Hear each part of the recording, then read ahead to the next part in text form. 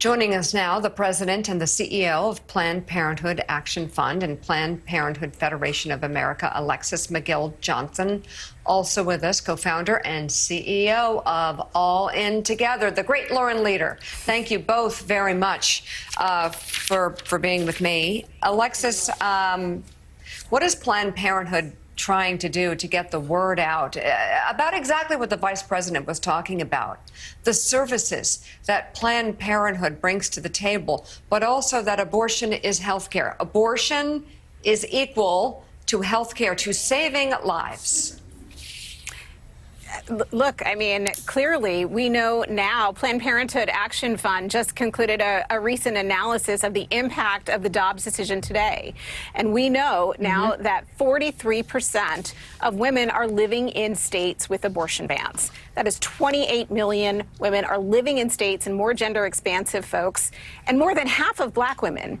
So when we talk about the fact that abortion is health care, abortion is reproductive health care, and we know now that abortion bans have made pregnancy more dangerous. They have put us at more risk for outcomes in our pregnancies for being criminalized. The idea that that people still yet don't understand, right, on the opposite side of the aisle, that these bans are harming people. They are harming patients, and they are putting at risk the majority of reproductive freedom across this country. And that's what we are, that's what we are demonstrating right now, what's at stake.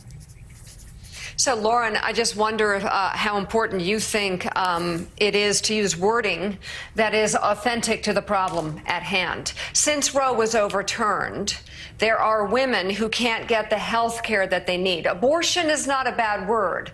Abortion is a life-saving word. A DNC and the procedures that one uses when they are miscarrying, they are life-saving procedures. They are, and when you use words like reproductive freedom or freedom over my body, it somehow triggers those on the far right as if it's something that can't be said out loud. It certainly can be said out loud because it's about saving one's life. And whether you're on the far right or you're a moderate Republican, if you're a man or a woman, there's going to be someone you love who needs an abortion in order to live, or to not be sterilized, or to have a miscarriage in a less traumatizing way so they can have more children. How important is it to spell it out for what it is? I think it's essential, and you heard the vice president doing that. She's been talking relentlessly about freedom and the freedom to access the basic life-saving care that millions of women need. And as you know, and as we've talked about many times on this show, in the states that have restricted or banned abortion, you've seen huge spikes in maternal mortality because doctors are fleeing those states, because of the crisis of care that it is creating writ large for, a whole range of healthcare services. And that is already on top of a massive maternal health crisis that we were already facing in this country before the Dobbs decision. But I'm so excited to be on with my wonderful, dear, longtime friend, Alexis. And we talk about this all the time, Alexis, but I wanted you to talk a little bit for our viewers about what you think is possible in terms of restoring the protections of abortion rights if President Biden gets the second term. And obviously, we all believe that that's going to be essential for the future of women's health care. But talk about what you expect, the commitments that the administration has made, and what you think they're going to be able to do, in addition to blocking, of course, the terrible consequences that a second Trump term would potentially have for women. What's the upside for the next term in terms of protecting women's health care?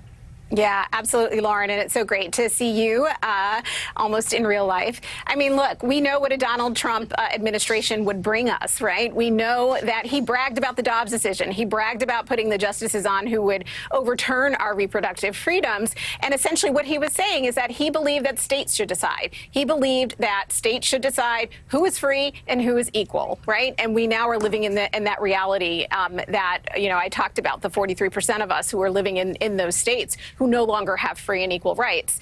Now, the upside of a Biden administration is incredibly exciting, right? We have an administration that has been an incredible partner fighting for reproductive freedom, fighting to protect patients, fighting to protect the right to travel, fighting to protect, the right for providers to provide care, and suing states like Idaho for not enforcing laws like EMTALA. So, we know their opportunity here is not just to restore Roe, but to build Roe back better. We need a durable, national, expansive right. We need a federal right. And that is what a collective of reproductive rights and health and justice organizations under the banner of Abortion Access Now are coming together. Just today announced a $100 million strategy to ensure that this administration has the right legislation in front of them to ensure that we have reproductive freedom and that we are not back in this place as we are 2 years after Dobbs.